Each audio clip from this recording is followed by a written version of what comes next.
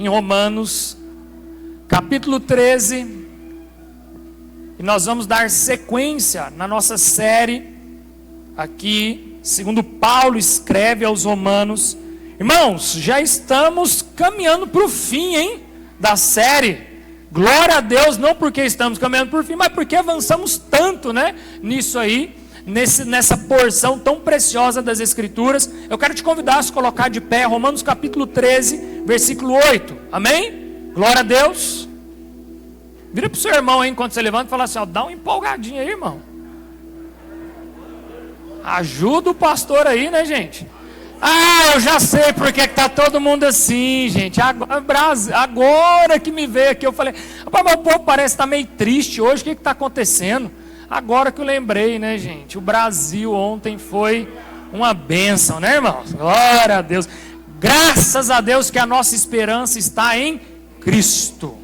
Porque se fosse nessa seleção, meus irmãos, que tristeza. Mas, então vamos nos alegrar, irmãos, porque a nossa esperança está em Cristo. Brasil ganhando ou perdendo, nós continuamos alegres, porque estamos em Cristo Jesus. Amém? Romanos capítulo 13, a partir do verso 8, diz assim: a ninguém fiqueis devendo coisa alguma, exceto o amor com que vos amei uns aos outros, pois quem ama o próximo tem cumprido a lei. Por isso, não adulterarás, não matarás, não furtarás, não cobiçarás, e se há qualquer outro mandamento, tudo nessa palavra se resume: amarás o teu próximo como a ti mesmo. O amor não pratica o mal contra o próximo, de sorte que o cumprimento da lei é o amor. Digo isso a vós outros que conheceis há tempo, já é hora de vos despertardes do sono, porque a nossa salvação está agora mais perto do que quanto no princípio cremos. Vai alta a noite e vem chegado o dia. Deixemos, pois, as obras das trevas e revistamo-nos das armas da luz. Revistamo-nos das armas da luz. Andemos dignamente como em pleno dia, não em orgias e bebedices, não em impudícias e dissoluções, não em contendas e ciúmes, mas revesti-vos do Senhor Jesus Cristo, e nada disponhais para a carne no tocante às suas concupiscências. Amém? Feche seus olhos. Espírito Santo de Deus, muito obrigado por essa porção das Escrituras. Nos dê nessa manhã um espírito de sabedoria, de revelação, que nós possamos ser ministrados pela Tua palavra, que nós possamos estar apercebidos aquilo que o Senhor quer falar conosco, que nós possamos estar posicionados como igreja do Senhor, que nós não venhamos, ó Pai, nos desanimar, que nós não venhamos nos esmurecer, mas que nós venhamos estar firmes, cabeça erguida, ó Pai, avançando rumo ao alvo, que é Cristo Jesus. Assim nós oramos no precioso nome de Jesus. Amém. Pode se sentar. Meus irmãos, eu não sei você, mas todas as vezes que eu leio as Escrituras, me vem um santo temor, né? Como é poderoso as Escrituras. Não há nada mais poderoso do que esse livro, meus irmãos. Não há nada que tem mais impacto nas nossas vidas do que as Escrituras. Este não é um livro como outro qualquer. Esse não é um livro que você lê, assim como você lê um romance, assim como você lê uma história de aventura, assim como você lê uma crônica. Não, irmãos, esse é um livro espiritual. Esse é um livro que quando você lê ele, você não simplesmente está lendo somente a letra, mas isso está sendo tocado no seu espírito. E por isso que nós precisamos de fato ser impactados pelo poder do Evangelho. Tem que gerar em nós, quando nós lemos uma porção como essa, irmãos, tão pequena, mas tão rica ao mesmo tempo. Uma porção com pouquíssimas palavras, mas com o poder de impactar e mudar toda uma vida, irmãos. Essa é a Bíblia Sagrada. Esse é o Evangelho que nos foi dado. E Paulo, então, do capítulo 11, do capítulo 12, necessariamente, a partir do capítulo 12, versículo 1 até o capítulo 16, Paulo agora, ele vai nos instruir como nós, como cristãos, devemos viver. Imagina a importância, irmãos, de nós meditarmos então em Romanos 12 ao 16. Se eu fosse vocês, irmãos, a partir de hoje, talvez, ou a partir de sempre, medite-se em Romanos 12 ao 16. Porque Romanos 12 ao 16 é Paulo instruindo como agora essa nova criatura deve viver. É como você deve viver. E se a sua vida não está se parecendo com Romanos 12 ao 16, irmãos, clame pela misericórdia do Senhor Jesus, para que a sua vida seja completamente transformada. Domingo passado nós tivemos aqui o Léo ministrando sobre as autoridades. Nós devemos respeitar, nós devemos orar e nós devemos honrar todas as autoridades impostas sobre as nossas vidas, porque toda autoridade ela vem do Senhor, é uma permissão do próprio Senhor. Ainda que muitas vezes seja difícil, né, irmãos? Mas cabe a nós, como cristãos, orar pelas autoridades, orar pela liderança. Mas Paulo agora, irmãos, ele vem nos trazer algo ainda mais profundo. O tema central que Paulo quer nos trazer aqui é que o cristão ele vive, irmãos, diga assim comigo, em amor, em santidade e em vigilância. Então o cristão ele precisa, irmãos, viver uma vida em amor ao próximo, em santidade pessoal e em vigilância externa, porque a salvação se aproxima e o Cristo brevemente será revelado por completo a nós. A palavra de Deus vai dizer que aquele que não busca santidade não verá o Senhor. Aquele que não é santo, ele não verá o Senhor. Então Paulo quer nos ensinar, irmãos, que agora que nós já aprendemos a nos submeter às autoridades impostas, Paulo agora, ele quer nos ensinar sobre os relacionamentos. O relacionamento cristão. Então ele quer nos mostrar que viver uma vida de comunidade, irmãos, é viver uma vida de amor ao próximo. Viver uma vida em comunidade é amar ao próximo como a nós mesmos. E que o principal mandamento de todos, se nós pudéssemos resumir todos os mandamentos que nos foi dado em um único mandamento, qual seria esse mandamento? Amai ao próximo. Amar o seu irmão. E nós estamos vivendo cada vez mais na contramão de tudo isso, uma sociedade do indivíduo. Nunca se houve na história uma sociedade tão individualista como essa. Uma sociedade que vive para si. É o eu, o meu e não o nosso. Então nós precisamos resgatar o amor ao próximo. E Paulo então no verso 1 vai dizer algo muito tocante aos nossos corações.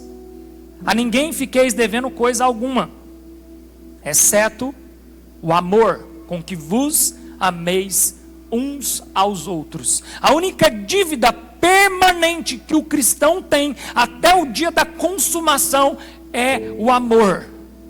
O ponto que Paulo quer mostrar aqui é o seguinte, irmãos: contas, você pode pagar essas contas. Seus impostos, você paga eles. Se você deve a alguém, você vai pagar esse alguém. E uma vez que você pagou essa dívida, ela se encerrou. Mas existe uma dívida impagável, que ela nunca vai se findar, irmão. Sabe qual é essa dívida? Amar ao próximo. O amor, irmãos, é uma obrigação permanente de todo o discípulo de Cristo. E nós precisamos entender uma coisa, irmãos. Essa é uma dívida que nós nunca vamos poder dizer, já amei o suficiente. Não é esse tipo de dívida que você fala assim, nossa, eu já paguei tudo que eu devo, agora eu não devo mais nada a ninguém. Essa é a única dívida que você nunca vai poder dizer que você já quitou ela. Porque enquanto você viver, o que Paulo quer nos ensinar aqui é que enquanto estivermos aqui, vivos nessa terra, nós precisamos amar uns aos outros. Isso é viver em comunidade, irmãos. Isso é viver a igreja do Senhor. Isso é viver em família espiritual. Família, irmãos, espiritual, assim como família biológica, vão ter as suas diferenças, sim ou não? Vão ter os seus atritos, sim ou não? Mas nunca podemos entrar nos conflitos. A Bíblia vai dizer que nós somos ferro afiando ferro. Ferro afiando ferro. Se você pegar 2 ferros, 2 barras de ferro e ficar batendo uma na outra, o que vai acontecer, irmãos? Atrito. Mas não vai haver conflito entre o povo de Deus. O povo de Deus foi chamado, irmãos, para amar uns aos outros. E amar uns aos outros como nós mesmos, irmãos, é muito mais sério do que nós imaginamos. Porque o nosso conceito, a nossa concepção de amor, ela é muito superficial. Porque quando a Bíblia está falando amai o seu próximo como a ti mesmo, você é capaz de deixar faltar algo para você mesmo? Então por que você deixa faltar para o seu próximo? Nós estamos tão preocupados com nós mesmos, irmãos. Eu já dei esse exemplo e eu vou dar novamente. Que em culturas, e aí isso já é uma questão de cultura. Eu não estou falando da nossa igreja local, e eu não estou falando de fato, né, de vocês, mas é de uma cultura local. Um grande CEO de uma multinacional chinesa, o que ele fazia? Ele sempre acordava mais cedo, ia trabalhar antes de todo mundo. E era a cultura dele chegar mais cedo, geralmente antes de todos os outros funcionários. E sabe o que ele fazia? Ele parava o carro dele nas últimas vagas. E aí uma vez perguntou para ele, falou assim, mas você é o primeiro a chegar, por que você para seu carro tão longe? Ele fala assim, por chegar mais cedo eu tenho tempo de chegar até a empresa andando. O problema é aquele que chegar atrasado e não ter tempo de bater o ponto a tempo. Então eu deixo as vagas disponíveis para aqueles que chegarem atrasado, não perder tempo tendo que caminhar pelo pátio de estacionamento. Então você entende que às vezes cultura externa são mais poderosas do que a nossa cultura interna, que é uma cultura que tem o evangelho e nós não estamos praticando. É por isso que o nosso amigo Paulo Borges Júnior bate tanto em cima da cultura. O problema do Brasil não é a política, o problema do Brasil não é a corrupção, o problema do Brasil não é a seleção brasileira, o problema do Brasil é a nossa cultura. Sabe o que eu acho mais lindo antes de um jogo de futebol igual aquele lá? Não sei vocês, mas a parte que eu mais me emociono é na hora do hino nacional brasileiro. Eu nunca me esqueço, quando eu era garotinho, eu fui estudar na escola adventista. E no colégio adventista, todos os dias você canta o hino nacional brasileiro. A grande maioria de nós, se eu pedir para cantar o hino hoje aqui, talvez não vai saber o hino nacional. E não é só cantar por cantar. Você já viu o que você canta quando você fala sobre o hino nacional, irmãos? Então nós precisamos voltar a um resgate à cultura brasileira. A verdadeira cultura brasileira é aquela que honra a sua pátria e honra os seus, honra o próximo. E nós estamos perdendo isso até mesmo entre nós que temos uma cultura celestial, uma cultura do céu, uma cultura espiritual, e nós não estamos vivendo isso na prática. Entende, irmãos, que são detalhes que muitas vezes a gente olha e fala assim, irmãos, eu estou pensando somente em mim. Qual foi a última vez que você parou quando estava fazendo algo que algum irmão que gosta e te veio à memória e você falou assim, eu vou tirar um pedacinho para essa pessoa porque ela gosta tanto disso aqui. Eu vou levar para ela lá no domingo, ou eu vou levar até na casa dela porque ela gosta tanto que eu não posso ser ignorante a ponto de aproveitar tudo isso e não compartilhar com o meu próximo. Então é um verdadeiro resgate que Paulo está nos chamando aqui. Você deve sim alguma coisa a alguém. Você tem uma dívida eterna com o seu próximo. Então entenda uma coisa, irmãos. Ainda que você não deva dinheiro para ninguém aqui dentro da igreja, mas você deve amor a todas essas pessoas que você está vendo aqui.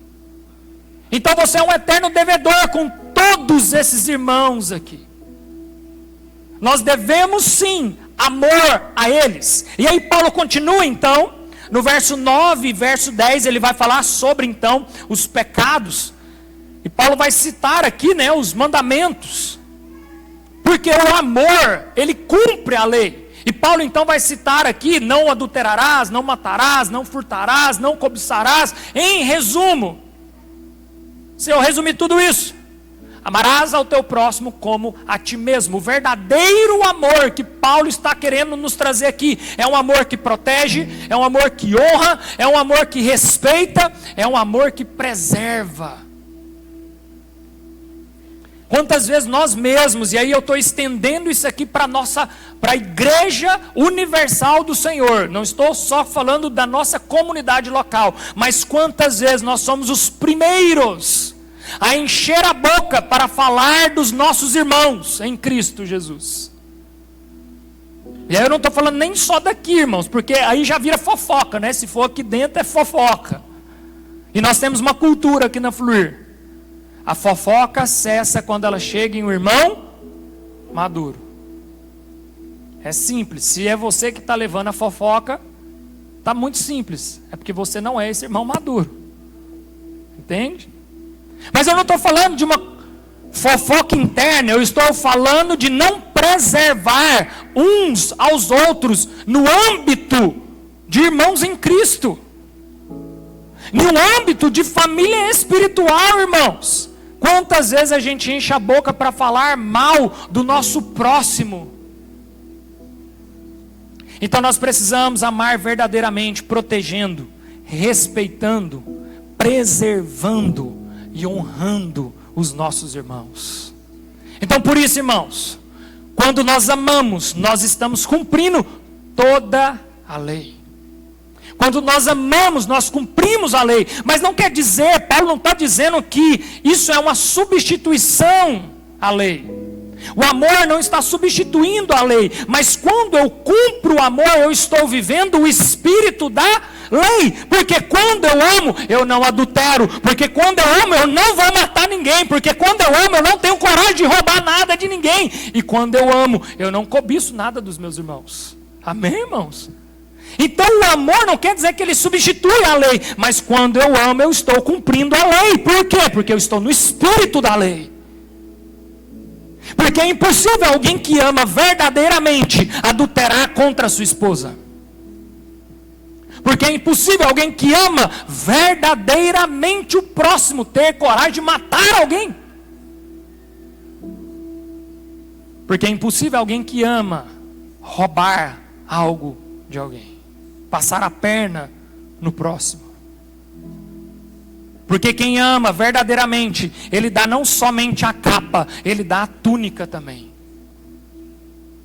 Então quem ama, irmãos, ele não fica cobiçando as coisas do próximo. Porque quem ama, irmãos, ele não fica com inveja do próximo. Porque quem ama se alegra com os que se alegram.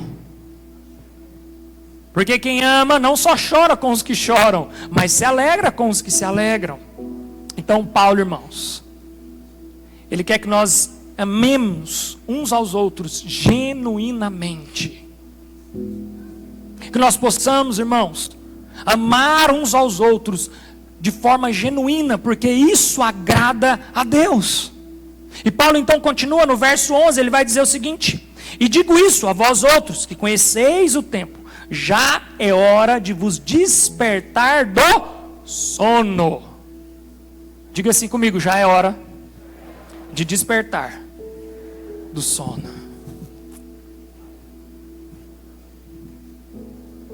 Muitas vezes, irmãos, nós somos como quem dorme.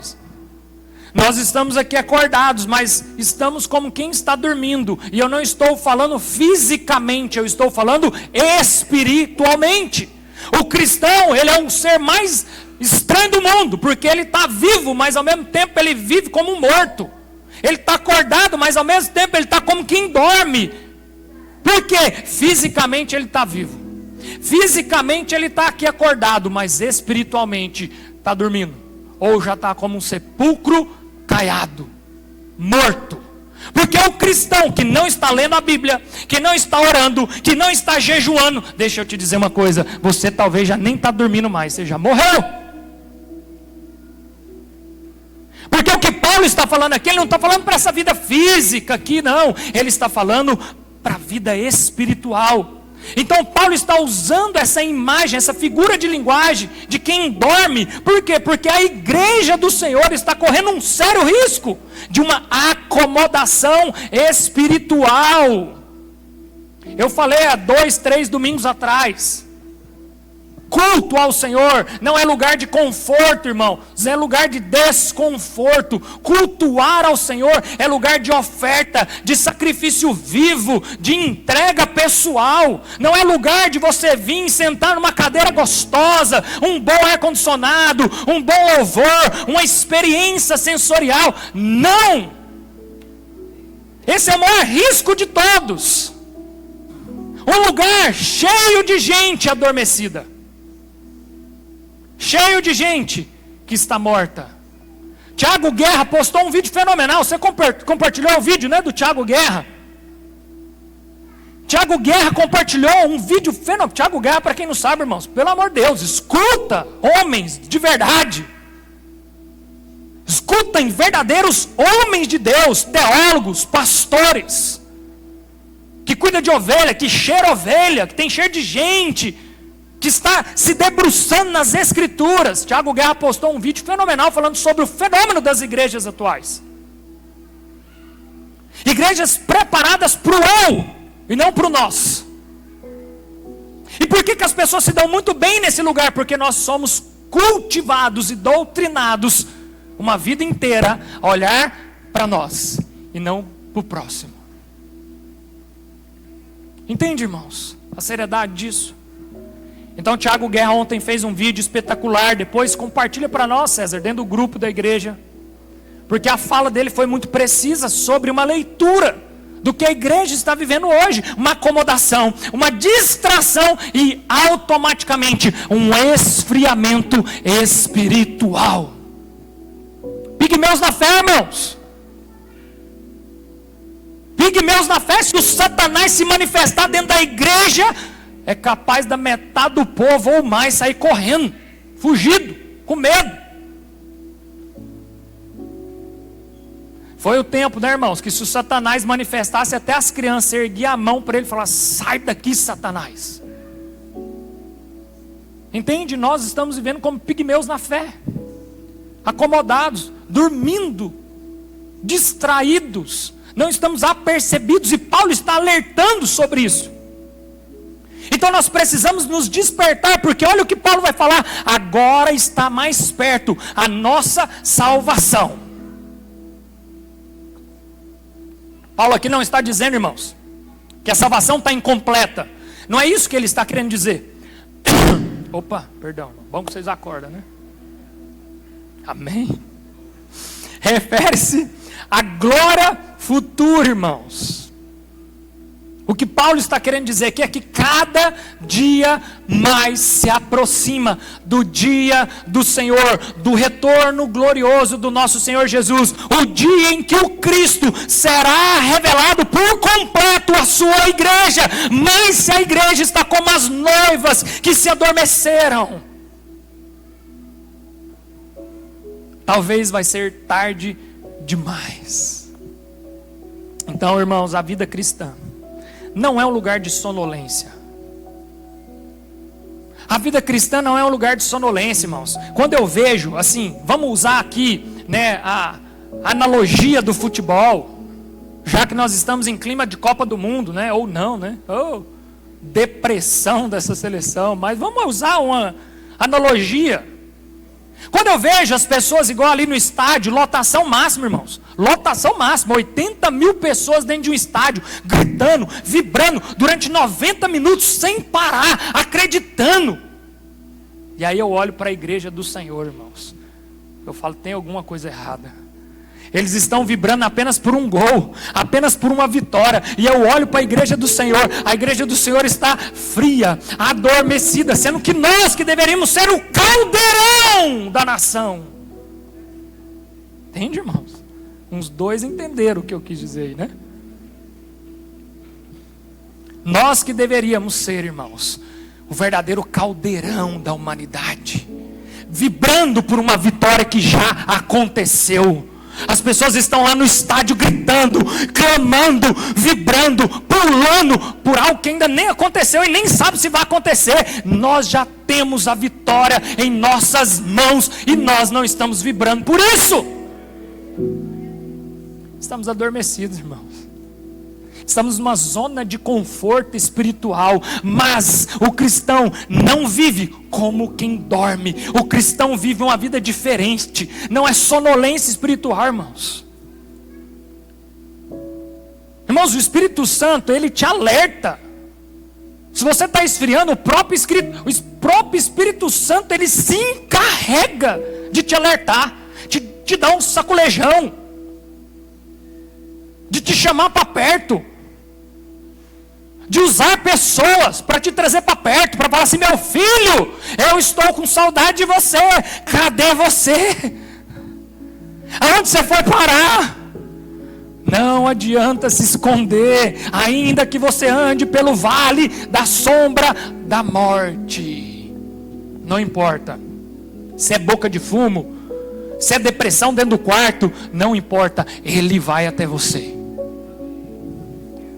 Então, irmão, saia dessa frieza espiritual. Olha o que Paulo vai dizer. Ele vai dizer o seguinte: vai a alta noite e vem chegada o dia. Então as trevas são passadas, o dia está chegando. Então já foi a alta noite. A noite aqui Paulo quer representar, irmãos, a corrupção, a escravidão, o pecado, o sistema desse mundo. Isso já foi, não tem isso mais para nós, isso já passou.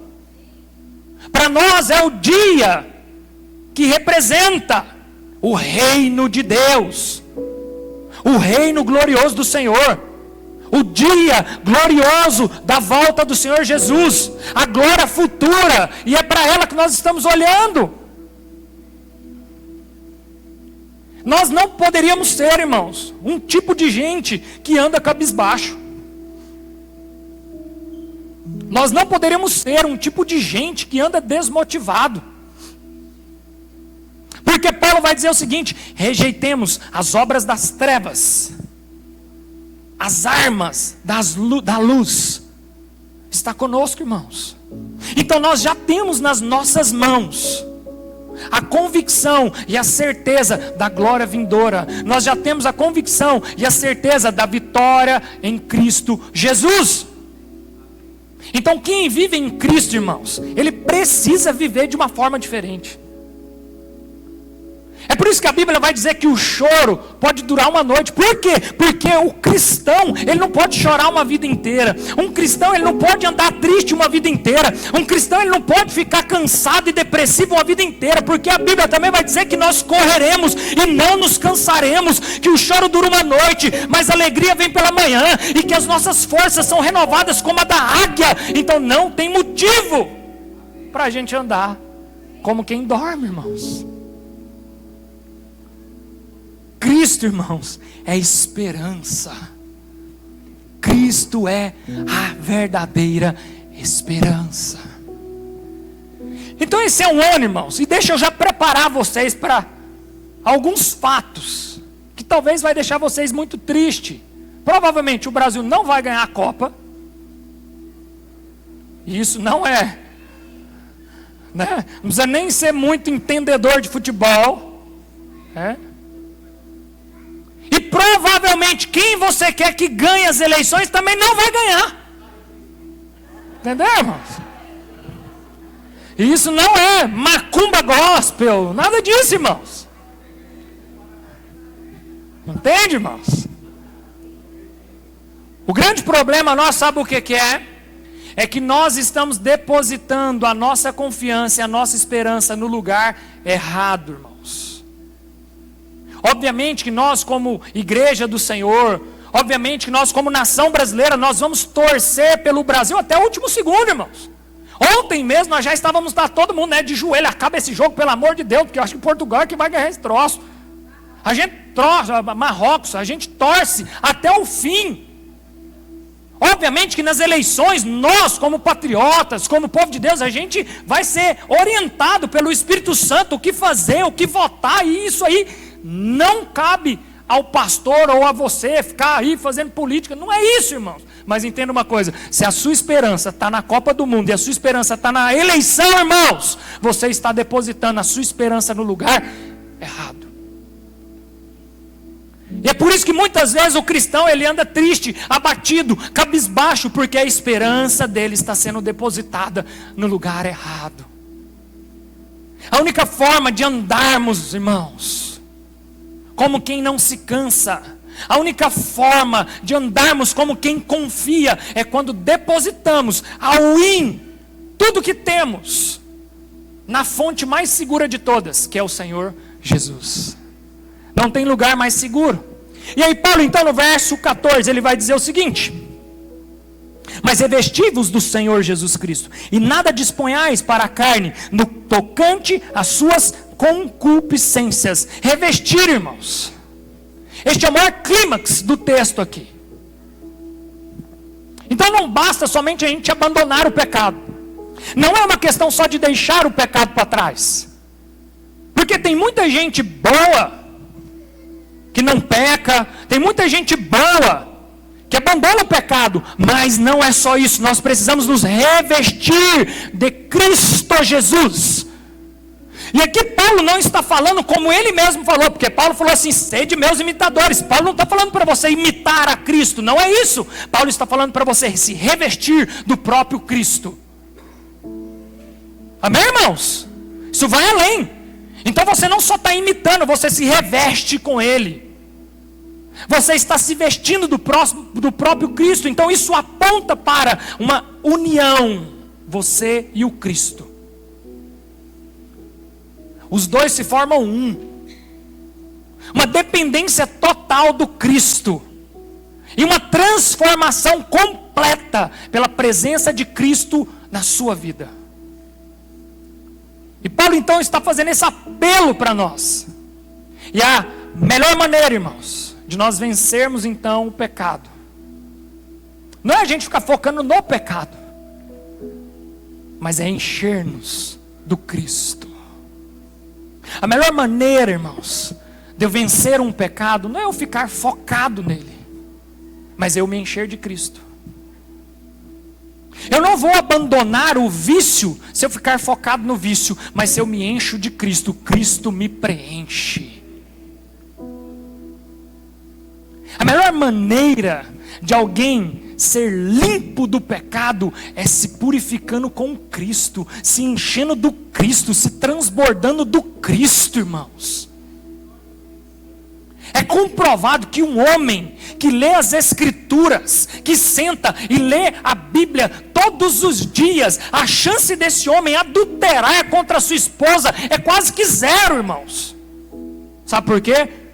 Não é porque ele ficou olhando para o risco dele adulterar, não, mas é porque ele se encheu do Cristo. Quando você se enche do Cristo, tudo se santifica na sua vida, os seus olhos se tornam santos, e se os seus olhos são santos, você se torna santo. Essa semana o João Paulo do Céu na Terra postou um vídeo sobre academia, né? Porque ele gosta de academia e tudo mais. E aí ele estava falando sobre os desafios, né, de frequentar uma academia nos dias de hoje, irmãos. E aí já vale aí para os marombados, tá? Não para o Renan, que ele sempre vai com a Lorena, né? Posta os dois lá, bonitinho. Mas o João Paulo fez um vídeo muito interessante sobre isso, irmãos. Porque realmente hoje frequentar a academia tem que tomar muito cuidado, irmãos. Por uma série de fatores. Aqui nosso irmão Otávio, que é personal, sabe o que eu estou falando. Então você tem vários tipos de pessoas dentro de uma academia. E eu não estou falando só para os homens não, tá? As mulheres correm um risco enorme dentro de uma academia também. E aí ele postando e falando, né? Primeira coisa, eu achei o máximo a dica dele. Vai malhar escutando um louvor. Imagina você malhar escutando uma Cassiane, irmãos. Misericórdia. Deus vai na frente, abrindo o caminho. Mas irmãos, é uma pedagogia que muitas das vezes é andar na contramão do mundo, irmãos. Primeiro você está num ambiente hostil, um ambiente vulnerável para a sua carne. E aí você fala assim: não, aqui eu vou botar minha cavada, eu vou botar meus músculos, eu vou pôr uma música boa aqui, eu vou ficar animado, eu vou ficar motivado. Inclusive você vai motivar as irmãs que estão do seu lado. Ou vice-versa, as irmãs que colocam aquela roupa também, né? Que fala assim: agora eu preciso me olhar no espelho e eu preciso ver todas as curvas. Inclusive todos vão ver, né? Não só você. Entende, irmãos? Nós não fomos chamados para andar na mão desse mundo, mas na contramão do mundo. E aí ele vai falar sobre os horários, né? Até a escolha dos horários é importante. Vá na academia no horário mais vazio que tem, se você tiver essa flexibilidade. Porque você precisa de fato evitar se encher do Cristo. Se encha do Cristo, irmãos. Então nós precisamos, irmãos, literalmente, encher-nos do Cristo e fugir da aparência do mal. Alguns princípios doutrinários, coloca para nós aí, Emanuel. Quantas vezes, irmãos, presta atenção aqui, quantas vezes nós que estamos indo para os lugares onde o mal reina, e nós deveríamos fugir. E nós deveríamos fugir. E nós estamos indo com as nossas próprias pernas. Então Paulo, irmãos, está fazendo um sério alerta ao povo de Deus. Até quando vai dormir, irmãos? Até quando a igreja vai ficar fraca, dormindo, adormecida, sendo que nós deveríamos ser o povo que estamos buscando a santidade, nos enchermos de Cristo. E Paulo então vai nos trazer alguns princípios doutrinários. O amor é a expressão prática da lei. A forma de praticar a lei, irmãos, é amando ao próximo. E amar, o amor é uma expressão prática de você cumprir a lei. A santificação é o resultado da união com Cristo. Quando você se reveste do Cristo, quando você se enche do Cristo, automaticamente a sua vida será santificada. Se encha do Cristo, irmãos. Se encha do Cristo. Tiago Guerra vai falar no vídeo que nós vamos tentar compartilhar para os irmãos. Assista esse vídeo, irmãos. Ele vai falar sobre o perigo das igrejas que não ensinam os irmãos a orarem. É uma dependência espiritual. Nosso time de intercessão, tem um time de intercessão aqui na Fluir, ore por nós. Lógico que nós iremos orar, irmãos, mas você está fazendo a sua parte? Uma igreja que não ora é uma igreja fraca. Você quer medir o poder de uma igreja? É o quanto ela ora. A cada 15 dias, né? Porque se fosse todas as quartas-feiras, eu não sei se a gente teria coro suficiente. Mas a cada 15 dias nós estamos aqui orando. Organize a sua agenda, irmãos. Sabe o que é muito engraçado, irmãos? E aí assim, entenda o pastor de vocês e tenha misericórdia de mim, tá, irmãos? Porque ser pastor também não é fácil, que a gente tem que falar o que vocês não querem ouvir, mas precisa falar porque é pastor. É engraçado que muita gente não consegue se organizar para estar no culto quarta-feira à noite, mas consegue se organizar para estar lá no jogo ontem 7 horas da noite, né? Mas é jogo do Brasil. O Cristo está voltando. E você está desfrutando desse mundo caído. Mas quarta-feira é uma peleja para dar uma meia dúzia de irmão aqui orando. Entende, irmãos? Não é sobre o pastor ter que ficar falando isso, é sobre você mesmo, olhar para você e identificar em você, irmãos, o quanto você está adormecido. É você mesmo olhar para você. Qual foi a última vez que você orou, irmãos? Não é sobre eu ter que falar isso, é você mesmo olhar. Você é crente, irmãos. Você não é criança mais, é criança que a gente fala assim: meu filho, tem que orar antes de dormir. Papai vai orar com você.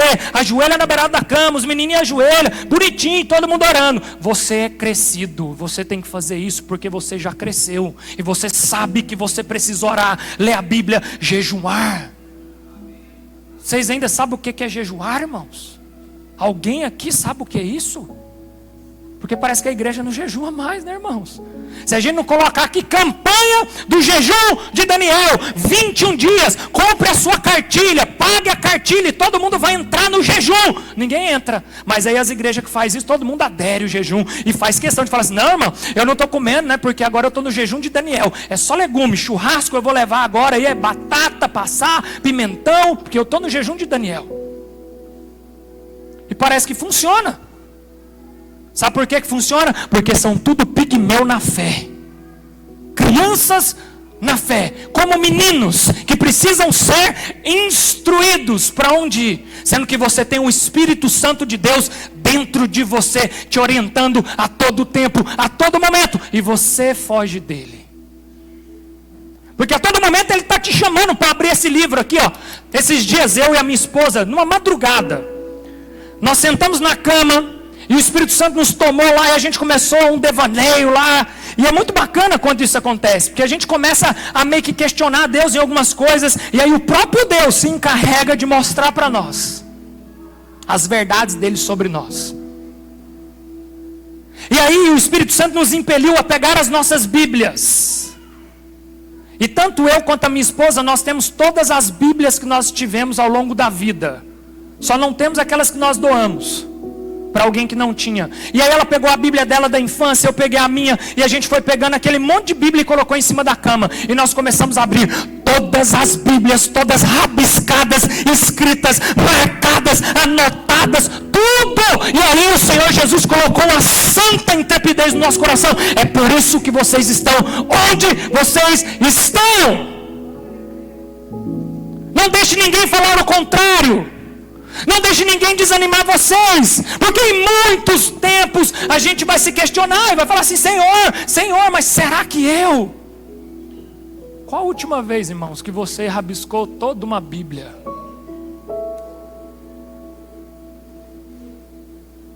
Faça esse desafio.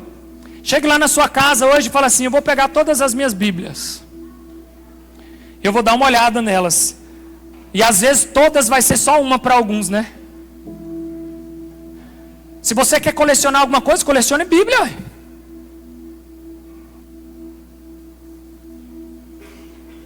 E você vai abrir as suas Bíblias e vão ver que elas estão super novas. Por que eu tenho várias Bíblias? Porque a Bíblia eu uso. E quando eu uso alguma coisa, ela estraga, ela acaba. E logo eu compro outra nova. Você fica usando a mesma roupa uma vida inteira. Quando você usa um item e ele se desgasta, você compra outro novo. Sabe por que você tem a mesma Bíblia a vida inteira? Porque você não usa. Entende, irmãos? É isso que Paulo está querendo nos dizer. Nós estamos como quem dorme. O cristão vive entre o já e o ainda não, irmãos. Essa é a maravilha da vida do cristão. É o já, é o agora. Ainda não. Mas é o já. Ainda não. E essa santa expectativa que nos faz todos os dias estarmos apercebidos. Não como noivas nécias, mas como noivas apercebidas, com azeite, com o óleo, esperando o dia em que o noivo irá voltar. A expectativa da volta de Cristo molda o nosso comportamento. Esse aqui é o gargalo da igreja.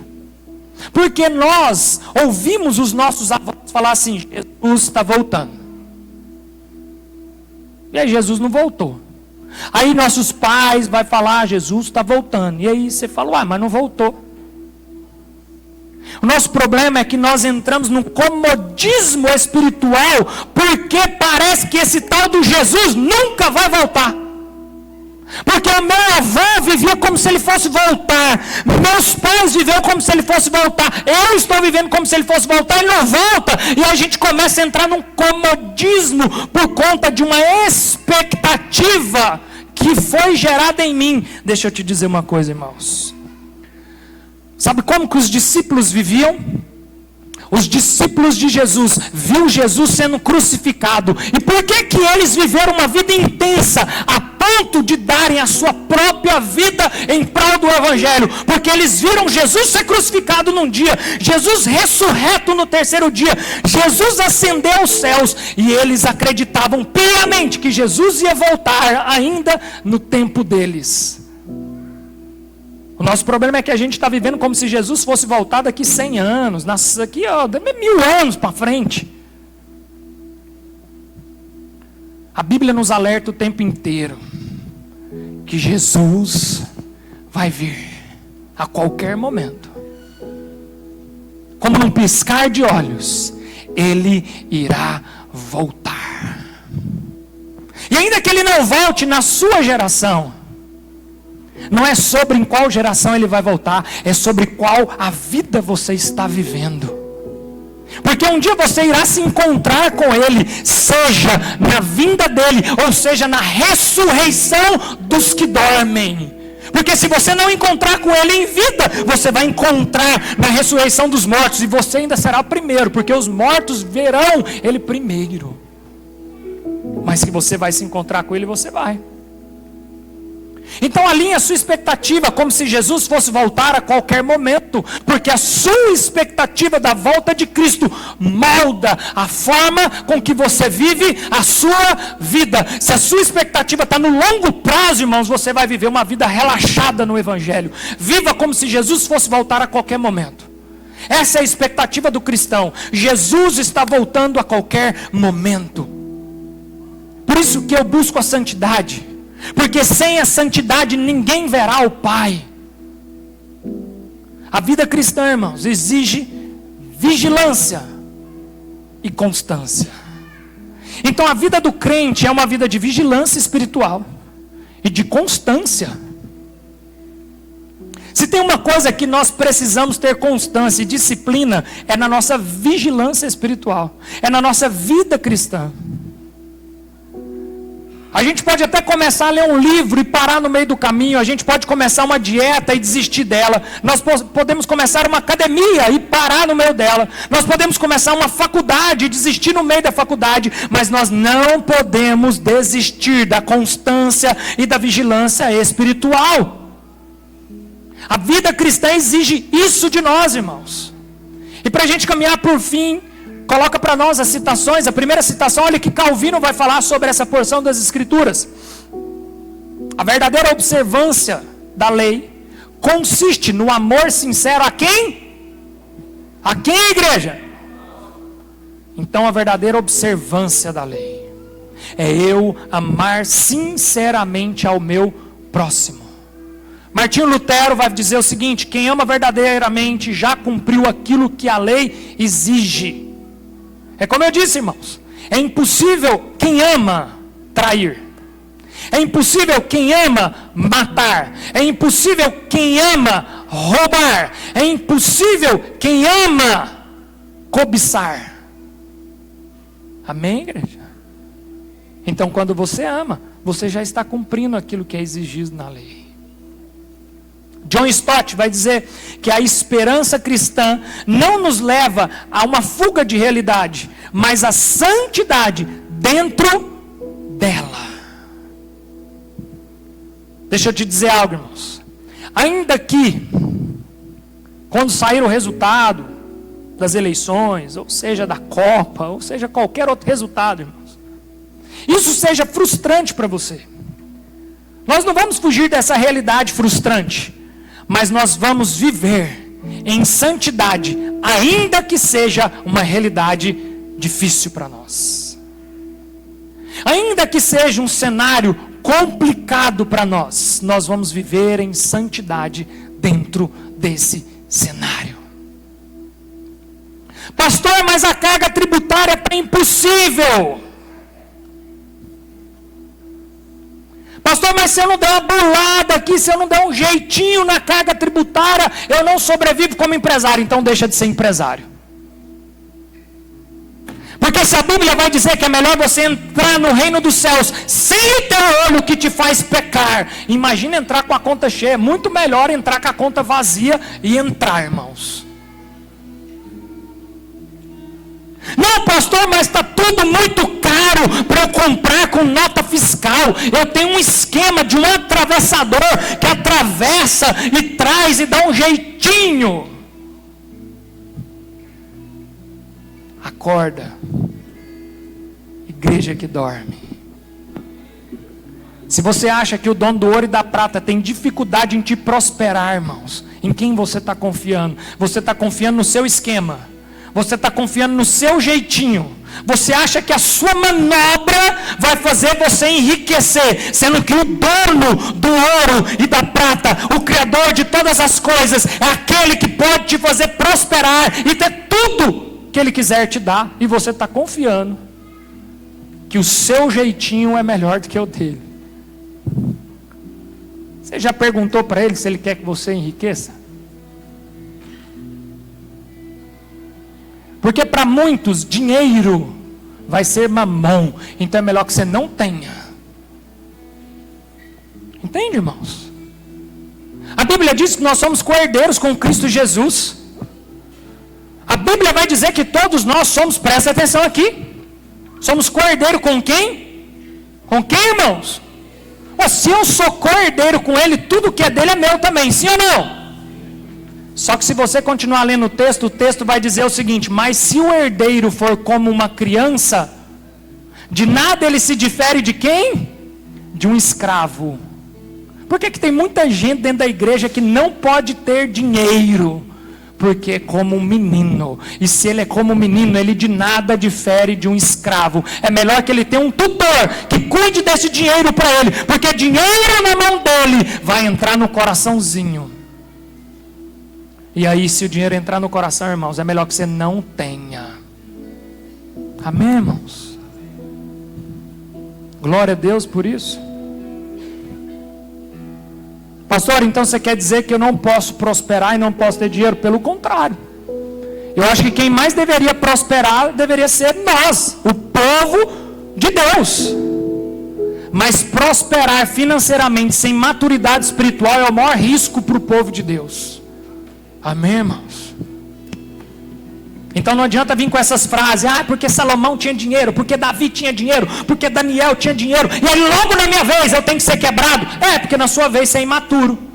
Porque José se tornou governador, mas antes de se tornar governador, uma mulher ficou pelada na frente dele, e ele deu no pé. E você vai para a academia e fica lá filmando as mulheres. Aí você quer prosperar. É assim que você acha, que você na vez desse todo mundo foi rico.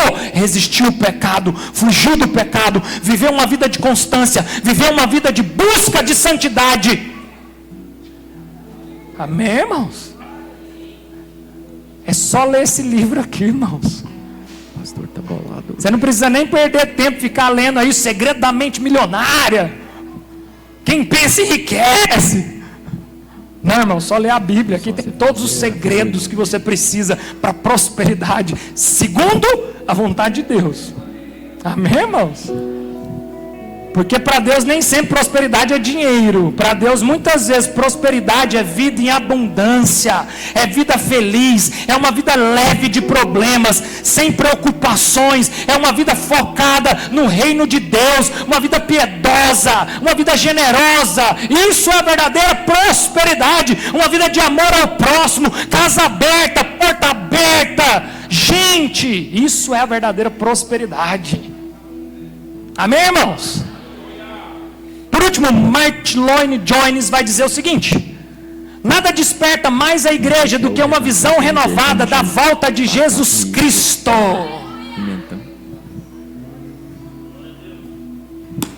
Por isso nós temos que orar: Senhor, manda mais trovão, manda mais fenômeno aí, enxurrada. É isso, irmãos, vocês querem? Mas se não for assim, você não tem uma visão alinhada com a volta de Jesus. Porque o que teve de gente na pandemia falando assim: Senhor, me perdoa dos meus pecados. Senhor Jesus, o mundo vai acabar agora. Me perdoa, não deixa eu ficar não, pelo amor de Deus. Aí abre um sol bonito, abre um dia lindo, e você não tem a sensibilidade espiritual de contemplar Jesus em meio ao que é belo. Mas se armar um furacão, se armar uma enxurrada, trovão, raio, água subindo nas paredes, você começa a desesperar. Senhor Jesus, eu estou aqui, grandioso Deus, perdoa meus pecados. Aí você vira crente. É por isso, irmãos, não tem expectativa na política, porque se não for uma política ruim nessa nação, talvez nós faríamos igual os Estados Unidos da América, abandonou o Senhor Jesus. Perguntaram uma vez para Billy Graham, aonde estava Jesus no 11 de setembro, quando aqueles aviões bateram nas torres gêmeas e milhares de pessoas morreram? Billy Graham virou e falou: Jesus foi expulso dessa nação. Então não queira o presidente querido de vocês, porque provavelmente se ele vier, nós vamos expulsar Jesus, porque tem um Deus no trono agora. Porque a igreja nunca cresceu na história da humanidade quando Nero pegava os cristãos e botavam como tocha para iluminar a cidade, queimava os cristãos e a igreja avançava. Entende, irmãos? Nosso problema é resgatarmos uma cultura celestial aqui para a terra. Seja feita na terra assim como é feito no céu. E no céu já existe quem governa, no céu já existe quem está sentado no trono, e a única forma de nós fazermos aqui na terra como é feito no céu é quando nós entronizarmos aquele que é digno de ser entronizado. E aí pouco importa se o Brasil vai ganhar a Copa ou não, porque quando o Brasil ganha, vira um amor ao próximo, né? Vira aquela loucura, irmãos. A nação brasileira se alegra, e isso é lindo. Mas nós não precisamos desse tipo de estímulo para viver o amor ao próximo. Amém? Se coloque de pé. Ame, irmãos, de forma prática.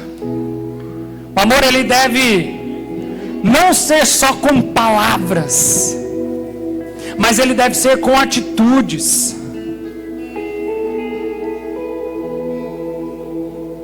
Desperte verdadeiramente uma espiritualidade de quem está vivo, de quem está acordado. Não permita com que a rotina apague em você a paixão por Jesus Cristo. Não impeça com que a sua rotina seja desculpas para você não ser mais um apaixonado por Jesus. Viva como alguém que espera a vinda do Cristo a qualquer momento. A sua agenda, irmãos, a sua rotina, ela deve refletir a santa esperança do dia do Senhor.